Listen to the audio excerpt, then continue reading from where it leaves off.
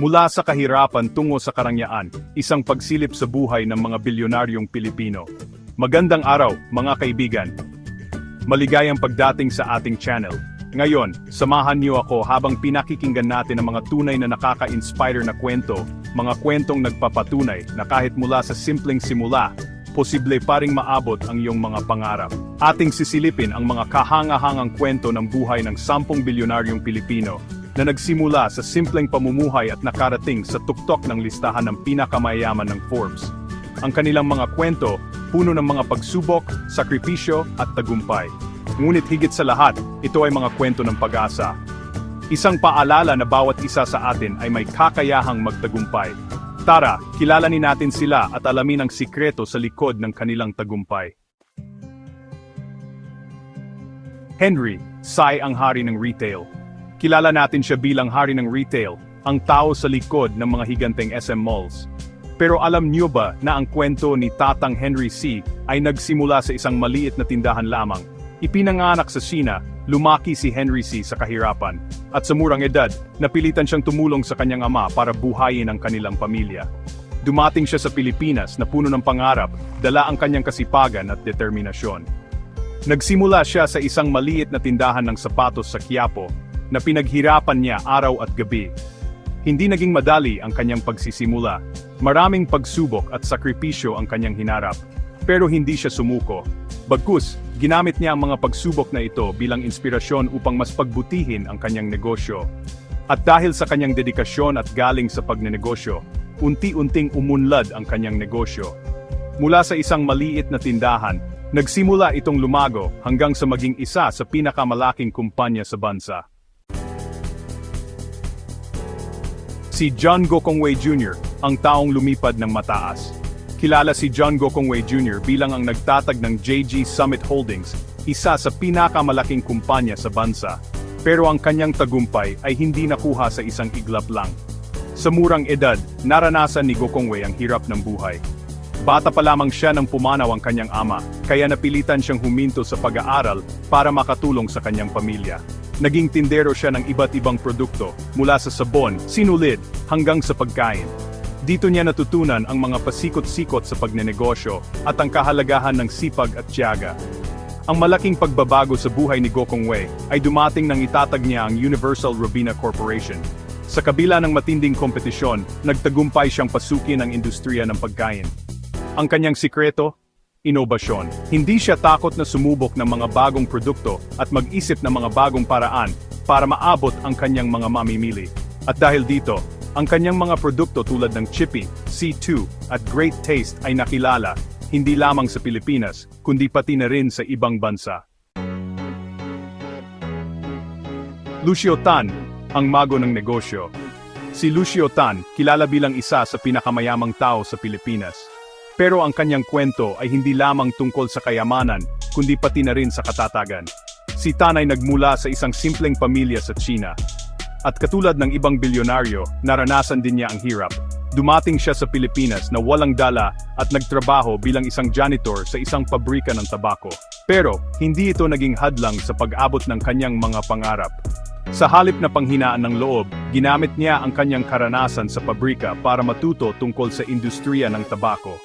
At sa paglipas ng panahon, itinayo niya ang kanyang sariling kumpanya, ang Fortune Tobacco. Hindi naging madali ang kanyang pag-angat. Hinarap niya ang maraming pagsubok, kasama na ang matinding kompetisyon sa industriya. Pero hindi siya sumuko.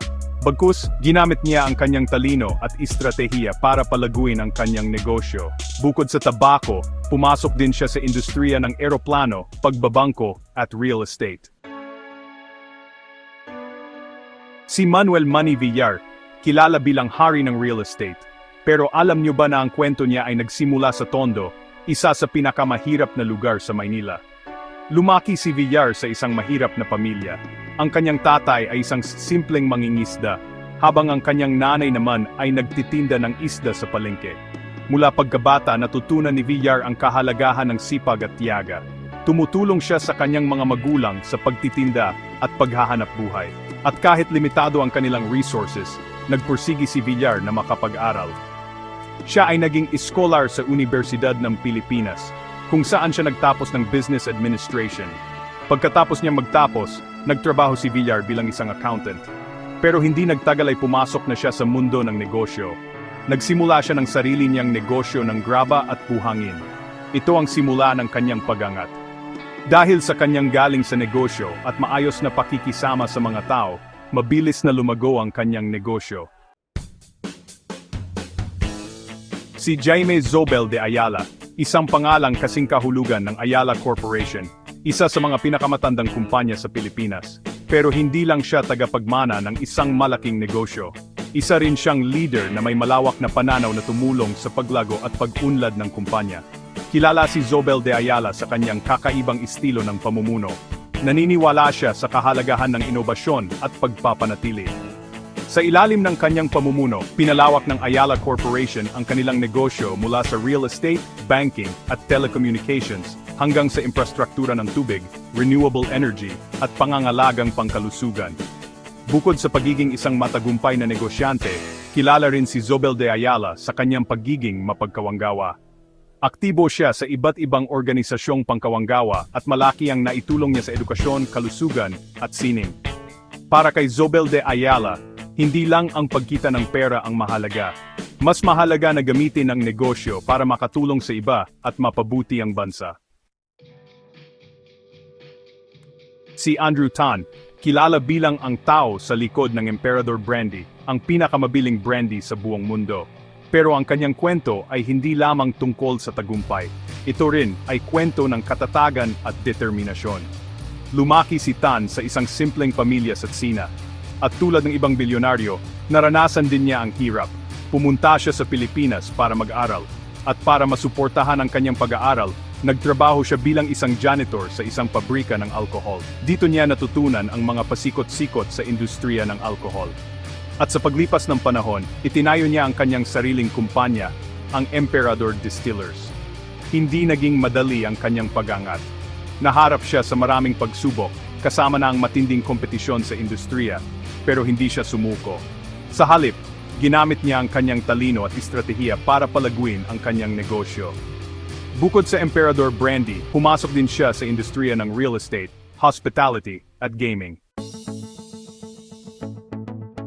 Si Ramon Ang, kilala bilang presidente at CEO ng San Miguel Corporation, ang pinakamalaking korporasyon ng pagkain at inumin sa Pilipinas. Pero bukod sa tagumpay niya sa negosyo, kilala rin si Ang sa kanyang malaking puso.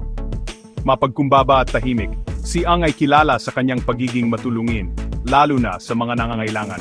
Aktibo siya sa iba't ibang institusyon ng kawanggawa at malaki ang naitutulong niya sa mga programa para sa edukasyon, kalusugan, at kabuhayan. Isa sa mga proyektong malapit sa puso ni Ang ay ang pagtulong sa mga biktima ng kalamidad.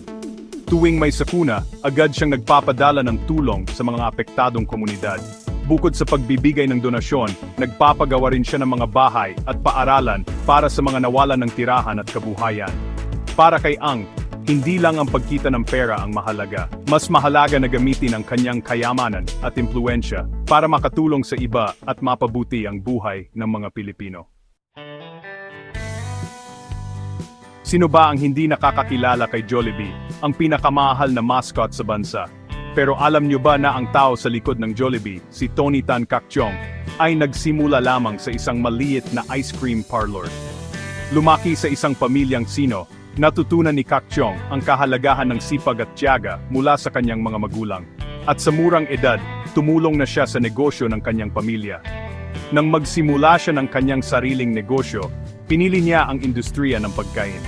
Nagsimula siya sa isang maliit na ice cream parlor na kalaunan ay naging Jollibee. Ang sikreto ni Caktiong, alam niya kung ano ang gusto ng mga Pilipino. Nilikha niya ang Jollibee bilang isang fast food chain na nag-aalok ng pagkain na swak sa panlasang Pilipino. At dahil dito, mabilis na sumikat ang Jollibee sa masa. Mula sa isang maliit na ice cream parlor, lumago ang Jollibee at naging isa sa pinakamalaking fast food chain sa buong mundo. Si Enrique Razon Jr., kilala bilang Hari ng Ports, ay isa sa pinakamayamang tao sa Pilipinas. Siya ang chairman at CEO ng International Container Terminal Services, Inc., TSI, ang pinakamalaking operator ng daungan sa bansa. Pero ang kanyang kwento ay hindi lamang tungkol sa kayamanan at tagumpay. Ito rin ay kwento ng determinasyon at pagmamahal sa bayan. Ipinanganak sa isang pamilyang negosyante, natutunan ni Razon ang mga pamamaraan sa mundo ng negosyo sa murang edad. At sa halip na umasa lamang sa kayamanan ng kanyang pamilya, pinili niyang bumuo ng sarili niyang pangalan. Sa murang edad, pumasok siya sa industriya ng daungan. At dahil sa kanyang husay sa pamamahala at mga estratehiya sa negosyo, mabilis na lumago ang ICTC. Ngayon, ang ICTC ay isa sa pinakamalaking operator ng daungan sa buong mundo, na may mga operasyon sa iba't ibang bansa.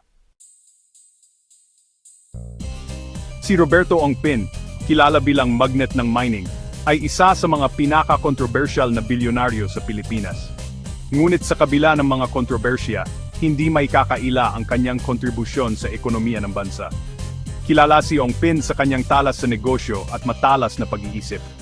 Isa siya sa mga pioneer sa industriya ng pagmimina sa Pilipinas, at malaki ang kanyang naitulong sa pag-unlad ng sektor na ito. Pero higit pa sa kanyang tagumpay sa negosyo, kilala rin si Ongpin sa kanyang pagiging mapagbigay. Aktibo siya sa iba't ibang organisasyong pangkawanggawa, at malaki ang kanyang naibahagi sa mga programa para sa edukasyon, kalusugan at kabuhayan. Para kay Ongpin, hindi lang ang pagkita ng pera ang mahalaga. Mas mahalaga na gamitin ang kanyang kayamanan at impluwensya para tumulong sa iba at mapabuti ang buhay ng mga Pilipino. At dito nagtatapos ang kwento ng 10 bilyonaryo ng ating bansa. 10 kwento ng pag-asa na nagpapaalala sa atin na ang kahirapan ay hindi hadlang sa tagumpay. Ang mga kahangahangang kwentong ito ay nagpapaalala sa atin na sa pamamagitan ng determinasyon, sipag at kaunting swerte, lahat ay maaring makamit ang kanilang mga pangarap. Naway magsilbing inspirasyon sa ating lahat ang kanilang mga kwento upang magsikap, mangarap at magtagumpay. Maraming salamat sa panood, mga kaibigan. Huwag kalimutang mag-like, mag-share at mag-subscribe para sa mas marami pang nakaka-inspire na content.